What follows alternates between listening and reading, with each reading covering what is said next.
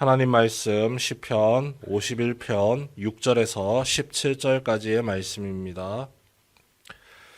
시편 51편 6절에서 17절입니다.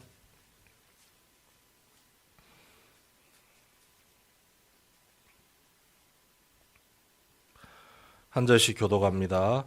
보소서 주께서는 중심이 진실함을 원하시오니 내게 지혜를 은밀히 가르치시리이다.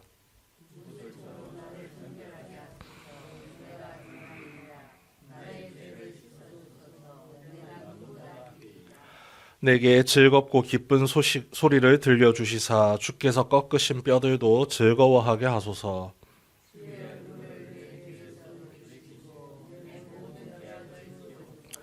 하나님이여 내 속에 정한 마음을 창조하시고 내 안에 정직한 영을 새롭게 하소서.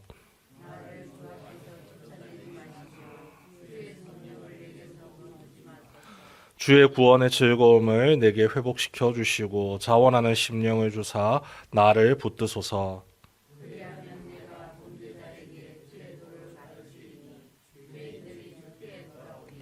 하나님이여 나의 구원의 하나님이여 피 흘린 죄에서 나를 건지소서. 내 혀가 주의 의를 노래하리이다.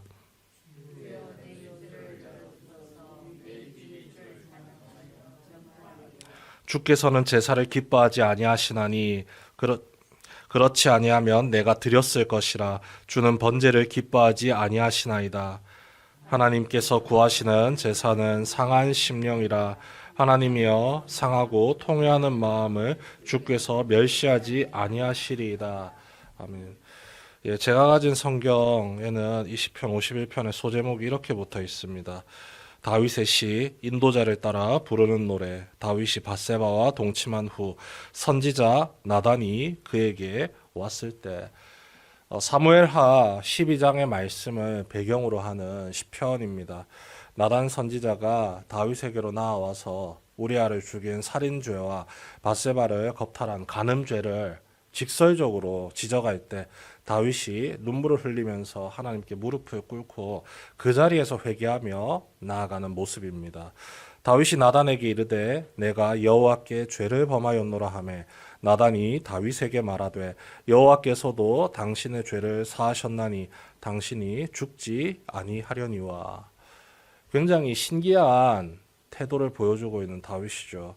누구든지 자신의 죄가 직접적으로 드러날 때 순순히 쉽게 내가 죄인입니다라고 고백하는 사람 굉장히 드뭅니다.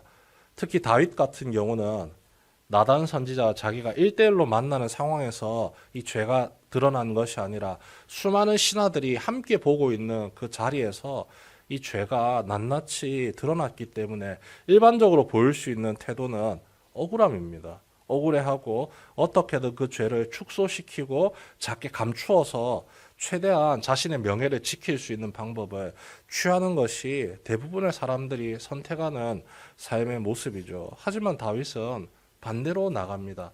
특히 왕이라는 아주 특별한 지위를 가지고 있고 그 거대한 명예를 품고 있는 사람이기 때문에 더욱더 숨기려고 해야 했지만 반대로 나아가죠. 하나님 앞에 내가 죄인입니다.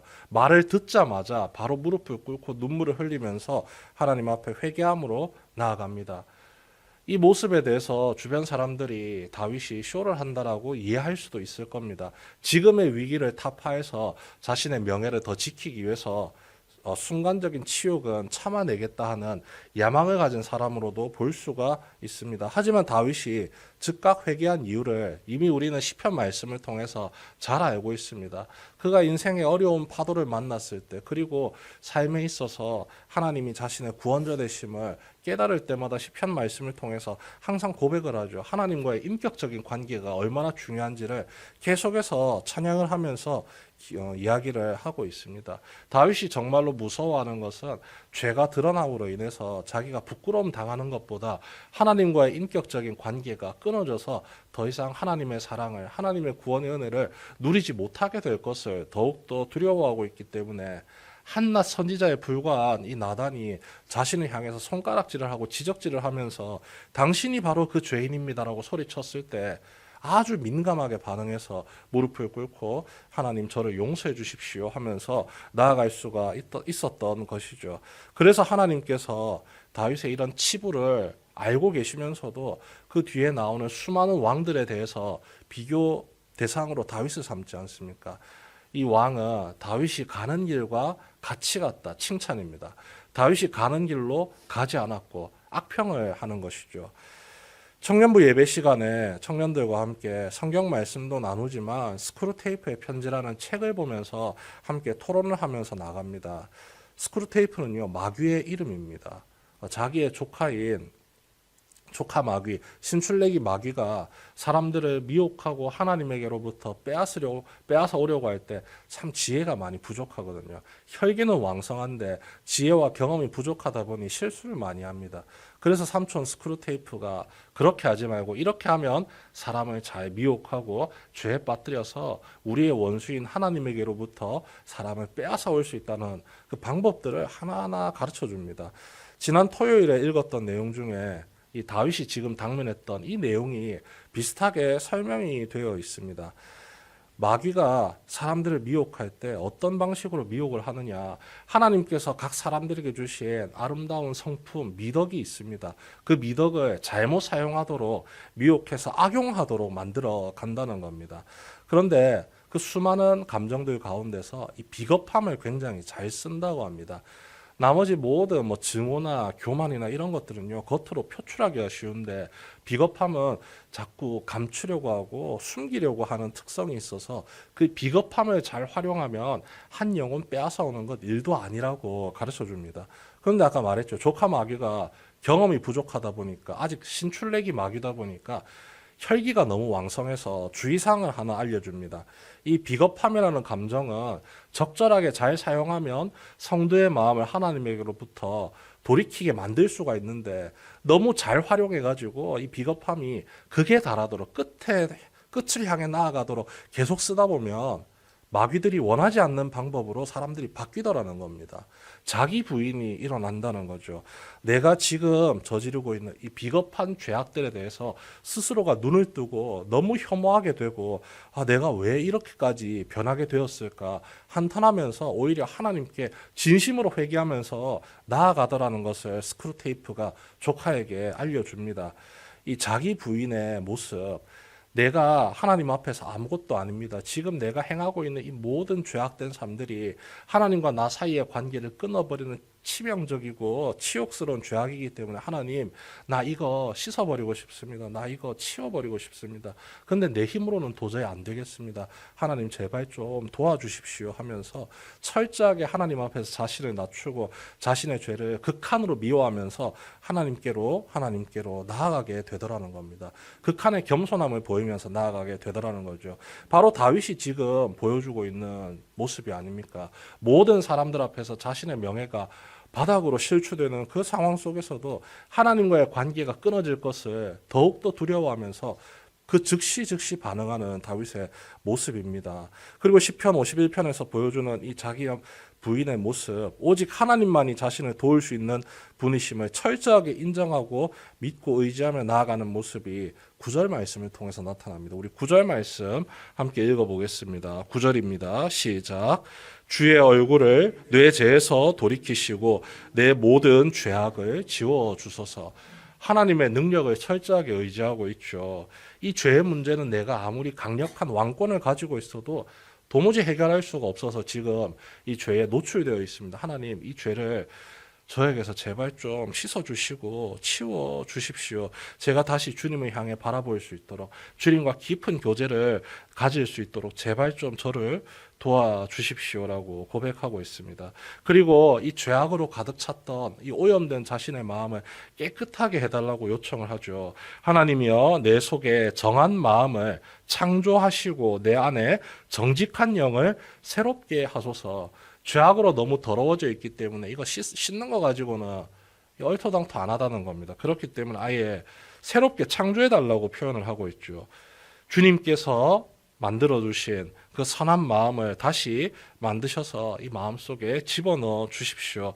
내 안에 정직한 영, 그 정직한 영이 날마다 새롭게 드러날 수 있도록, 그래서 어떠한 죄악이 나를 덮쳐온다 할지라도 그 모든 미혹들을 물리칠 수 있도록 정직한 영을 날마다 새롭게 갱신시켜 주십시오라고 고백하고 있습니다. 그리고 11절 말씀, 나를 주 앞에서 쫓아내지 마시며 주의 성령을 내게서 거두지 마소서. 성령의 도우심이 없으면 그 누구도 이 마귀의 사특한 술수에서 벗어날 수가 없습니다. 그렇기 때문에 주의 성령을 거두지 마십시오. 주님께서 끝까지 나를 책임져 주시고 나를 보살펴 주시고 나를 지켜 주십시오. 그렇지 않으면 내가 아무리 왕의 지위에 있다 할지라도 저 밑바닥에 살아가는 가난한 인생보다 못한 삶을 살아가게 됩니다. 주님 제발 저를 도와주십시오. 그리고 요구하는 것이 12절 말씀입니다. 주의 구원의 즐거움을 내게 회복시켜 주시고 자원하는 심령을 주사 나를 붙드소서. 하나님이 붙들지 않으면 안 된다고 주님께 간절히 손을 내밀고 있죠. 다윗도 당한 미혹을 우리라고 당하지 말라는 법이 없습니다. 얼마나 신실했던 다윗입니까? 하나님께 날마다 기도하면서 자신의 삶을, 자신의 앞날을 의탁했던 그 다윗도 눈에 비치는 순간의 미혹에 그대로 휩싸여서 이 죄악에 자신의 삶을 맡겼던 사람입니다. 그 덕분에 우리가 깨달을 수가 있는 거죠. 알고 나아갈 수가 있는 거죠. 성도라는 삶이, 성도가 살아가야 될 삶이 항상 든든하고 담대하고 이 주님께서 우리를 지켜주신다는 그 믿음도 중요하지만 언제든지 이 마귀의 미혹에 넘어질 수 있고 무너질 수 있는 연약한 존재라는 사실을 우리가 깨달아 갈 수가 있는 겁니다. 그렇기 때문에 우리는 다윗보다 더욱더 간절히 기도할 수 있겠죠. 선례가 남아있기 때문에 하나님, 다윗도 당한 미혹입니다. 저라고 당하지 말라는 법이 없습니다. 하지만 미리 알려주셔서 감사합니다. 제가 죄악의 미혹에 자연스럽게 나도 모르게 넘어갈 때마다 주님 저를 붙들어 주십시오. 주님께서 저를 선하게 창조하셨던 그 모습이 무너지지 않도록 주님께서 저를 보호하시고 항상 주의 성령을 저에게 보내주셔서 그 모든 미혹과 싸우고 물리칠 수 있도록 주님 저를 붙들어 주시옵소서. 하나님과의 인격적인 관계를 날마다 간절히 간구하면서 기도할 수 있는 것이 우리에게 주어진 삶의 은혜인 것이죠. 하나님과 절대 떨어지지 마시기 바랍니다. 그리고 혹시라도 죄악의 미혹에 노출되어서 하나님에게로부터 조금씩 멀어지고 있을 때 다윗이 보여줬습니다. 그 즉시 무릎을 꿇고 하나님께 진심으로 회개하며 내 모든 삶을 맡기며 나아갈 때 하나님이 우리를 버리지 아니하시고 붙들어 주셔서 회복의 길을 반드시 열어 주십니다. 나단 선지자가 다윗의 죄를 지적했을 때 다윗이 즉시 회개하면서 나아가니 나단 선지자가 하나님의 말씀을 이어서 전해줍니다. 회개했기 때문에 하나님 앞에 자신의 진심을 드러냈기 때문에 겸손하게 모든 것을 내려놓았기 때문에 하나님이 당신과의 약속을 기억하셔서 당신을 죽게 하지 않으십니다. 그 약속의 은혜를 우리가 날마다 믿고 의지하면서 나아가고 있습니다.